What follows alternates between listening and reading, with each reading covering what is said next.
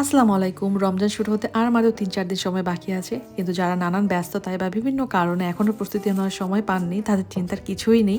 সঠিক পরিকল্পনা করে কাজ করলে এই ৩-৪ দিনে আপনি সবকিছু গুছিয়ে নিতে পারবেন ইনশাল্লাহ। কিন্তু তার আগে অবশ্যই একটা জিনিস মনে রাখতে হবে, আপনার ফ্রিজে জায়গা কতটুকু আছে, আপনার পরিবারের সদস্য কয়জন, কতটুকু প্রয়োজন, এসব মাথায় রেখে যেন আমরা প্রস্তুতি নেই। অন্য কেউ যা করছে তা দেখে প্রভাবিত হয়ে অপ্রয়োজনীয় জিনিস যেন আমরা মজুত না করি। কারণ বরকত নিয়তে আসে, মজুত করে নয়। তাহলে চলুন ধাপে ধাপে প্রস্তুতিগুলো শুরু করে নিই।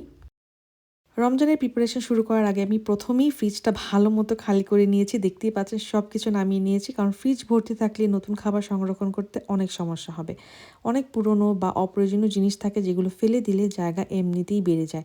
পরিষ্কার ফ্রিজে খাবারও ভালো থাকে, আবার দুর্গন্ধ হয় না। তাই পুরো ফ্রিজ ভালো মতো খালি করে নিন, সব ধরনের অপ্রয়োজনীয় জিনিস ফেলে দিন। এই জায়গায় মায়া ত্যাগ করতে হবে। ভালো মতো পরিষ্কার করে ফ্রিজের কম্পার্টমেন্টগুলো শুকিয়ে নিন। তারপর মাছ মাংস রাখার জন্য বা যা যা আপনার প্রয়োজন রাখার জন্য আলাদা করে জায়গা তৈরি করে নিন। ফ্রিজটা পরিষ্কার করার পর আমি মোটামুটি একদম ক্লিয়ার যে আমার আসলে কি কি প্রয়োজন, আর রমজান উপলক্ষে স্পেশাল কিছু বাজার থাকে সেগুলো লিস্ট করে নিয়েছি। লিস্ট করে নিলে অপ্রয়োজনীয় অনেক জিনিস কেনা থেকে নিজেকে বিরত রাখা যায়। তো যাই হোক, বাজারে চলে আসছি, এসেই দেখি যে সমস্ত ধরনের অফারে ভরপুর। তো আমার প্রয়োজন মতো যা যা দরকার সব নিয়ে আমি বাসায় চলে আসছি। এখন আপনাদেরকে নিয়ে শুরু করবো আমার রমজানের সমস্ত প্রিপারেশন। রমজানে ধনেপাতা, কাঁচামরিচ আর পুদিনা পাতা কিন্তু প্রায় প্রতিদিনই প্রয়োজন হয়। পেঁয়াজ ও আলুর চপ, ছোলা এগুলোর জন্য ধনেপাতা, কাঁচামরিচ তো মাস্ট। আর শরবতের জন্য পুদিনা পাতা কিন্তু অনেক বেশি রিফ্রেশিং। তাই এগুলো আগে থেকে প্রসেস করে রাখলে কিন্তু সময় এবং কষ্ট দুটোই অনেক কম হয়। আর কাঁচামরিচ সংরক্ষণ করার জন্য অবশ্যই চেষ্টা করবেন এগুলো বোটা ছাড়িয়ে নিতে, এতে এগুলো অনেক দিন ফ্রেশ থাকে। আর আমাদের এখানে তো দেশি স্টোরগুলো অনেক দূরে দূরে থাকে, তাই আমরা চেষ্টা করি একদম বাল্ক অ্যামাউন্ট একটু বেশি করে কিনে আনতে, তারপর সংরক্ষণ করে রেখে দিতে। তো আমি যেভাবে সংরক্ষণ করি সেটাই দেখাচ্ছি। আমার আসলে পুদিনা পাতার আর ধনে পাতার এই যে ডাঁটাটা, এটা আমার একদমই পছন্দ না। তো আমি সবসময় এটা একদম ফেলে দিই, শুধু পাতাটাই রাখি। পাতাগুলো ভালো করে ঝারিয়ে আনি যাতে কোনো ধরনের ময়লা বা পোকা টোকা যেন না থাকে। তো পুদিনা পাতাগুলো ঠিক সেমভাবে আমি একদম পাতা ছাড়িয়ে নিব। তারপর আমি এগুলো ভালো করে ধুয়ে নিব, একদম ধুয়ে পানি ঝরিয়ে নিব। কারণ পানি ঝরিয়ে না নিলে যদি একটু পানি থেকে যায় তখন কিন্তু পচে যাওয়ার সম্ভাবনা বেশি থাকে। তো আপনার কাছে যদি এরকম কোনো পানি ঝরানোর কোনো কিছু থাকে সেটা দিয়ে পানি ঝরিয়ে নিতে পারেন। আদারওয়াইজ এমনিতেই রেখে দিলে কিন্তু বাতাসেও পানি অনেকটুকু ঝরে যায়। তো আমি এটা বেশ কয়েকদিন আগে IKEA থেকে কিনেছিলাম। তো এটা দিয়ে আমি পানিটা ঝরিয়ে নিচ্ছি। আমার কাছে তো অনেক পছন্দ হয়েছে। কেন আমি এটা এতদিন ইউজ করি নাই আমি নিজেও জানি না। তো যাই হোক, এইভাবে আমি ভালো করে ধুয়ে নিচ্ছি সবকিছু। একটা জিনিস মনে রাখবেন, যে কোনো জিনিস যদি আপনি দীর্ঘদিন সংরক্ষণ করতে চান অথবা নিজের হাতের কাজের সময় বাঁচাতে চান, ব্যাকগ্রাউন্ডে কিন্তু একটু পরিশ্রম করতেই হবে। যাই হোক, আমি এখানে পাতাগুলো পানি একটু ঝরিয়ে নিয়েছিলাম, তারপর পরিষ্কার কিচেন টাওয়াল এগুলোকে বিছিয়ে একটু চেপে দিচ্ছি যাতে এক্সট্রা পানিটা ঝরে যায়। তারপর কিচেন টাওয়াল দিয়ে উপরে ওদেরকে একটু রেস্টে রেখে দিলাম। কিচেন টাওয়াল পানি শুষে নিতে বেশি সাহায্য করে, ঠিক সেমভাবে কাঁচামরিচকেও। তো যাই হোক, প্রায় ১-১.৫ ঘন্টার মতো এগুলো এইভাবেই ছিল। এর মধ্যে সব কিছু একদম শুকিয়ে একদম সুন্দর হয়ে গিয়েছে। তারপরে এগুলো আমি আমার প্রয়োজন মতো বক্সে ভরে নিয়েছি। রমজানের প্রতিদিন ইফতারের জন্য কিন্তু ডাল, ছোলা, মুড়ি, মসলা প্রচুর পরিমাণে ব্যবহার হয়। আর এগুলো যদি মাঝখানে ফুরিয়ে যায় তাহলে বারবার বাজার করা লাগে, যা সময় এবং কষ্ট দুটোই বাড়ায়। তাই আগে থেকে এগুলো কিনে রিফিল করে রাখলে রান্নার সময় কিন্তু আর টেনশন থাকে না। আমি যেকোনো ধরনের ডালের জন্য একটু বড় কৌটা ব্যবহার করি, কারণ এগুলো আমাদের বেশি পরিমাণে প্রয়োজন হয়। আর একদম এয়ারটাইট থাকে এরকম কৌটাই আমি চেষ্টা করি কেনার জন্য। যদিও আমাদের এখানকার ডালে খুব একটা পোকা হয় না, তারপরেও আমি ডালগুলোতে চেষ্টা করি একটা করে তেজপাতা দিয়ে রাখতে, এতে টুকটাক পোকা হওয়ার সম্ভাবনা থাকলেও এটা কমে যায়। আর এইভাবে আমার যা যা শুকনো খাবার প্রয়োজন সবকিছু আমি একদম রিফিল করে নিচ্ছি। স্পেশালি মুড়িটা আমি চেষ্টা করি একদম এয়ারটাইট যে কোনো একটা কৌটায় রাখার জন্য। আর অল্প একটু মুড়ি রয়ে গিয়েছিল, তো এটা আর খাওয়া হবে না এখন, একটা সিলার দিয়ে সিল করে রেখে দিলাম। নেক্সটে আমি আমার যে গোটা গরম মসলাগুলো রিফিল করার প্রয়োজন ছিল এগুলো রিফিল করে নিচ্ছি। এগুলো একবার রিফিল করে নিলে অনেক দিন আমাদের কিন্তু অনায়াসে চলে যায়। অনেক অনেক সময় দেখা যায় যে এই সহজ কাজগুলোই দেখবেন রোজা রেখে করতে কিন্তু বিরক্ত লাগে বা অলসতা লাগে। তো এইগুলো চেষ্টা করবেন আপনার যা যা প্রয়োজন রিফিল করার সেগুলো আগে থেকে একটু খুঁজে বের করুন যে আপনার কী কী বয়াম খালি আছে, কোনগুলো হাফ হয়ে আছে, কোনগুলো কিনতে হবে, এগুলো দেখে লিস্ট করে বাজার করে রিফিল করে নিন। এখনও সময় আছে, কোনো চিন্তা নেই। রমজানের প্রতিদিন রান্নার আগে মাছ, মাংস, মুরগি কাটা বাছা ধোয়া প্রসেস করা অনেক সময়ের একটা কাজ। আর এই কাজগুলো আগে থেকে করে রাখলে যখন যেটা খুশি সেটা রান্না করে খাওয়া যায়। যেমন আমি এখানে গরুর মাংস ছোট ছোট পিস করে কেটে রেখে দিচ্ছি, কিছু কারি কাট করে রেখেছি, কিছু হচ্ছে হালিমের জন্য ছোট পিস করে এরকম জিপলক ব্যাগে ভরে রেখে দিচ্ছি, যাতে যখন যতটুকু প্রয়োজন হবে নামিয়ে নিব। আর জিপলক ব্যাগে ভরে রাখলে হয় কি, ফ্রিজ জায়গা অনেকটুকু বাঁচে। অনেকে একদম মাংস রান্না করেই ডিরেক্ট রেখে দেয়, তো আমার আসলে ওইটা কখনোই করা হয়নি, তাই আমি ওই ব্যাপারে কোনো অপিনিয়ন দিতেও পারছি না। তারপর চলে আসি চিকেনে। মুরগি তো আসলে সবার বাসাতে কম বেশি রোজা থাকেই। তো ভিন্ন ভিন্ন রান্নার জন্য ভিন্ন ভিন্নভাবে কেটে রাখুন। যেমন মুরগি মাংস রান্না করার জন্য আলাদাভাবে কারি কাট করে সেগুলো ছোটো ছোটো ব্যাগে ভরে রেখে দিন। যতটুকু আপনার প্রয়োজন জাস্ট ওই ব্যাগটা নামিয়ে নিলেই হয়। তারপর ফ্রাইড চিকেন করার জন্য আলাদা আলাদা করে রেখে দিতে পারেন, অথবা বিভিন্ন ধরনের নাস্তা তো রোজায় আমরা কম বেশি সবাই বানাই। তো নাস্তা বানানোর জন্য মুরগির বুকের মাংস এরকম আমি কয়েকটা নিয়ে নিয়েছি, যেগুলো ভালো করে আমি পানি ঝরিয়ে একদম টিস্যু দিয়ে মুছে নিয়েছি যাতে এতে কোনো এক্সট্রা পানি না থাকে। তারপর ছোটো ছোটো করে পিস করে আমি কেটে নিয়েছি। কিছু আমি মেরিনেশন করে রাখবো, অল্প একটু গোলমরিচের গুঁড়ো, তারপর হচ্ছে চিলি ফ্লেক্স, সয়া সস এগুলো দিয়ে। আর কিছু মেরিনেশন ছাড়াই রাখবো। আর কিছু আমি একদম হচ্ছে মাঝে মাঝে একটু সালাদের জন্য আলাদা করে গ্রিল করে চিকেনটা খাই, তো ওইটার জন্য অল্প একটু মেয়োনিজ দিয়ে সয়া সস, গোলমরিচের গুঁড়ো এগুলো দিয়ে একটু মেরিনেশন করে রেখে দিচ্ছি। আর এগুলো খাওয়ার আগে জাস্ট আধা ঘন্টা আগে ফ্রিজ থেকে নামিয়ে নিলেই হবে। তারপর চলে আসি মাছের দিকে। মাছ ক্লিন করা হচ্ছে সবচেয়ে সময় সাপেক্ষ ব্যাপার। তো আমি বলবো যে আপনার প্রয়োজনীয় হেল্প থাকলে একজন দুইজনকে সাথে নিয়ে হলো মাছ ক্লিন করে ফ্রিজে রেখে দিন। রোজা রেখে মাছ ক্লিন করার মতো কষ্টের কাজ আর কিছুতেই নেই। তো এখানে আমি বেশ কিছু চিংড়ি নিয়ে নিয়েছি। চিংড়ি আমার সবচেয়ে পছন্দের, তাই আমি এটাই বেশি নিয়েছি। তো আপনার যেই মাছ পছন্দ আপনি ঠিক সেইভাবেই প্রিপারেশনস করবেন।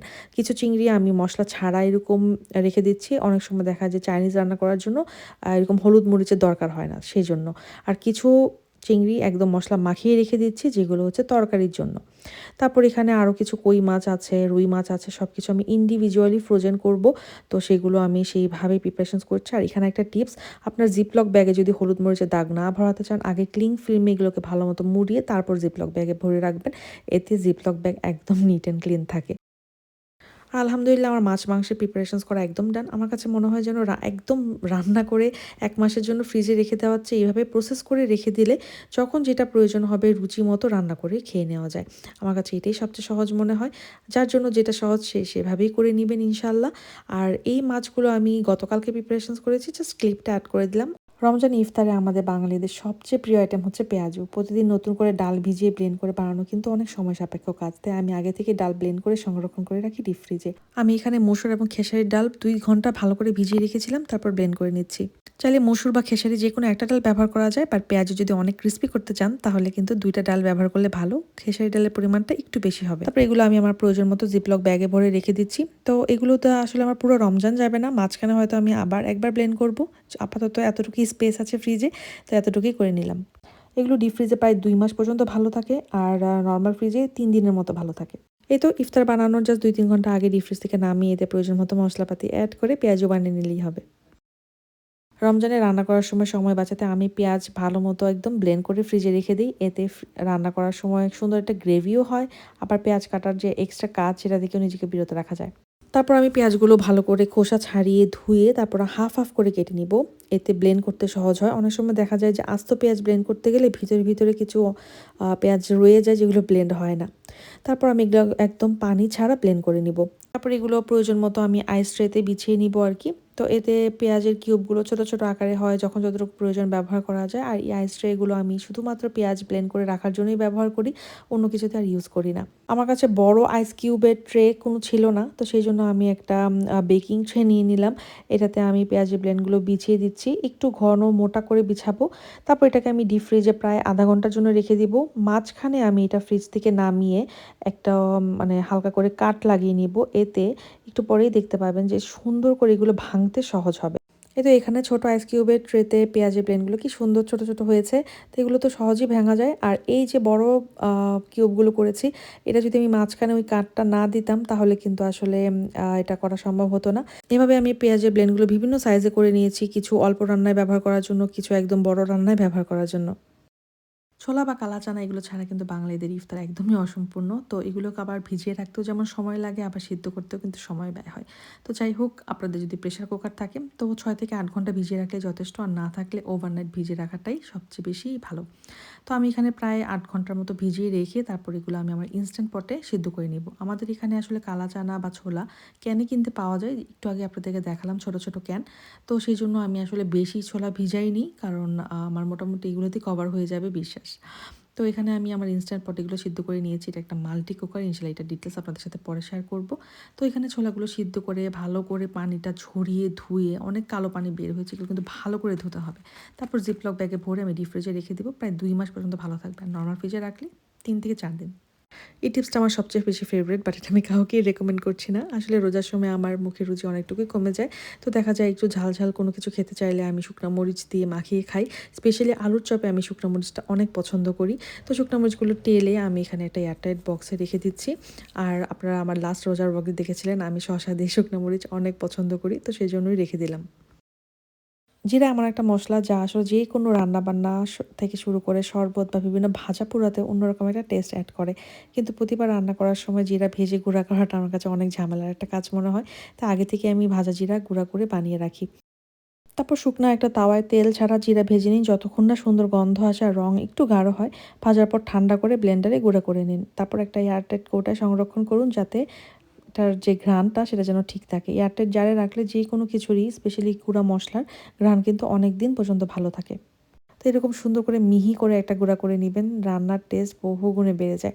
তো এইভাবে কিন্তু গরম মশলাটা আপনারা গুঁড়া করে নিতে পারেন। আমারটা আগে থেকেই করা ছিল, তাই আর এই ব্লগে দেখালাম না। রমজান ইফতারের সময় ঝটপট বেগুনি, পেঁয়াজ, আলুর চপ বা অন্য যে কোনো পাকোড়া যেন একদম প্রতিদিনের রুটিনের মতো আমাদের বাঙালি ফ্যামিলিতে। কিন্তু প্রতিদিন নতুন করে বেসন মশলা মিশিয়ে ব্যাটার তৈরি করা কিন্তু অনেক সময় সাপেক্ষ কাজ। তাই আগে থেকে বেসনের প্রিমিক্স বানিয়ে রাখলে ইফতারের সময় কিন্তু মাত্র কয়েক মিনিট এগুলো বানিয়ে নেওয়া যায়।